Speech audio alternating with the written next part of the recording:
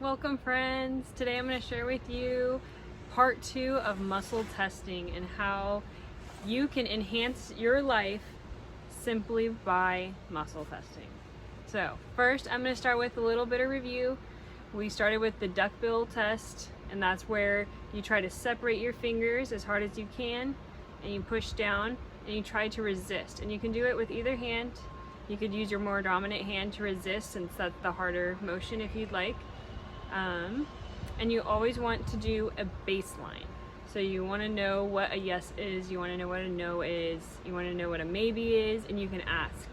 You ask for your body to give you those answers before you even ask any questions pertaining to anything else, so that you know what you're looking for. So you have the duckbill, you have the loop-de-doop, the 2 loops, and no matter how hard you try, if you're answering with a yes, you should not be able to go through. Then this is easier if someone does it for you, but if you have your arm out and someone pushes on your wrist, so you want to be activating your shoulder muscle here, the deltoid, and you want to be pushing on the wrist. If you push here, you could be messing up the results. So those are the 3 I talked about last time, and I even did a bonus, and that was with body testing. It could also be known as soul testing.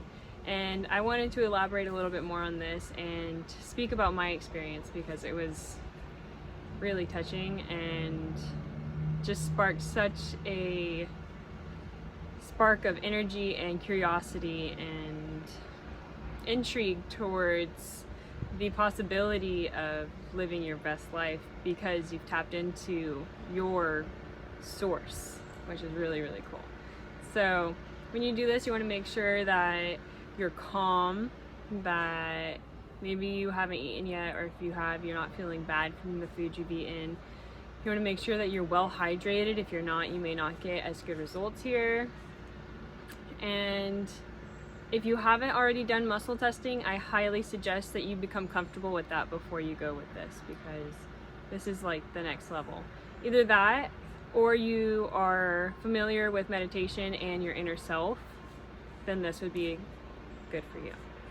So you want to get deep within yourself, and the way I do it, I find that if I try to connect my third eye here with either my soul or my internal organs, in a sense, and that the cavity there, and so you just want to come within and take a few deep breaths and try to connect.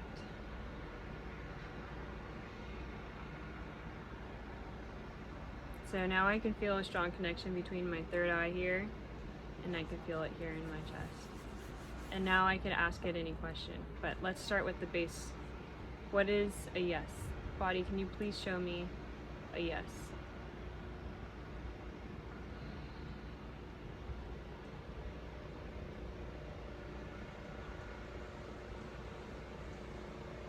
Thank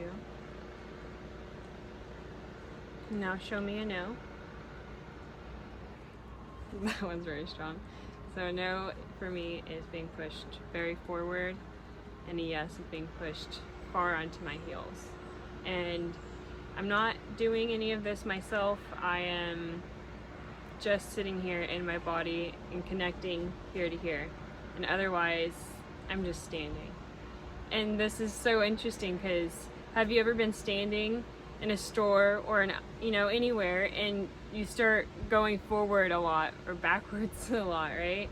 And now once you have this connection of knowing what a yes and no is, it makes you wonder, has it tried to connect with you before and say, yes, please get this item, I really, really need it, or no, back away from this item because you should not eat it.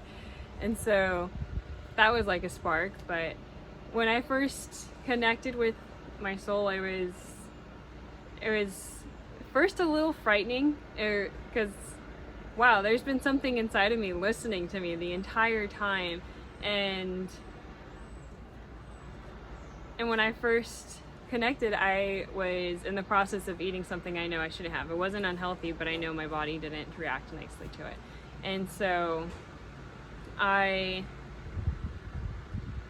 connected to it, and then all of a sudden I was like, oh, well, I'll put you to the side now, because I don't want to listen to my conscience, for lack of a better word. And then I was like, wow, how rude. I was just kind of frightened that there was a voice inside of me, a listening ear, someone that's always been there with me, but I've never connected fully with it. And now I'm just gonna toss it aside. No, in that moment I was like, wow, this is so disrespectful. At the very least, I'll communicate and see what my dose is, or how little of it I should have, or how much I should have. And it was actually really, really intriguing. It took a little bit of time, but this should only take time up front. And then when you know your base answers, and you know what foods you should stay away from, and you know the base of yourself, then you no longer need to take as long for all of those upfront steps. And so that was really cool. I learned now that I should never eat stevia, should not have peanut butter. Flaxseed does not sit well with me. But then other things like I thought I might have a reaction to, like nutritional yeast or Mundai white. It's a tea, and I thought I would definitely not be able to have this because it comes from the other side of the earth. Like, oh, that doesn't line up with my heritage, but you know, maybe my body's craving it and it needs it. And so the coolest part about this tool is how you can fine-tune it and fine-tune your body using it. So you could have 3 or 4 foods around you. So you have one on your left, one on your right. Let's say they're in your hands, and you can ask your body to lean towards the side of the food that is well suited for you. And so then you would lean to the side that your body says, okay, this food is the one you should take. And you can ask more specific. Like if you're sitting, then for me, my head totally lolls forward. And so from there, it's actually hard to get a yes, unless I'm really sitting and just trying to be patient. But if you reset it to here, then you'd get an easier yes or an easier no. Because from yes, you also have to find the momentum. What I find is kind of like a wave that goes through my body. And if I were to be standing, the wave I would feel hit my feet a lot first. But if I'm sitting, that wave is still going through my feet. Maybe I just don't feel it yet. And then it's going to take the same amount of time for that wave to go through my body and then feel it through my head. So if you're sitting, be a little more patient and know that it's going to take a little longer to hear the answers. But fine-tuning it in such as, let's say I wanted some of that tea. Should I have 1 teaspoon in a cup of water? Should I have 2 teaspoons? Should I have 3? And what I find is it'll be a no for 1 teaspoon, and then maybe it's a yes for 2, but also a yes for 3, also a yes for 4. Okay, so now I'm gonna go back and I'm gonna go between 2 and 3, and then it's gonna be like a no on 2 and then a yes on 3, and then you go to 3 and 4, and it's gonna be a no on 3 and maybe a yes on 4. So just listen, and you're gonna get very specific answers. And you don't always have to listen to it, but it's good to know what your base is. So even though you may not, maybe you already are planning on eating your dinner because it's already fully cooked and in front of you. Well, it doesn't hurt. Now it's in front of you. Ask your body which of these foods you should have and what you shouldn't. And say it's already mixed up, you can't separate. Well, if you want to separate it, try. Otherwise, enjoy it and don't add it to your food next time. And that's a really beautiful way to start this connection between yourself. And almost nobody has it, so it'll be really powerful for you to have it. I honestly feel like I have my own superpower, and it is just the beginning, and it's so awesome because we all find that we're living in a 3D world, but it is much more than that, and it's just so power harnessing to take these first steps into this new world.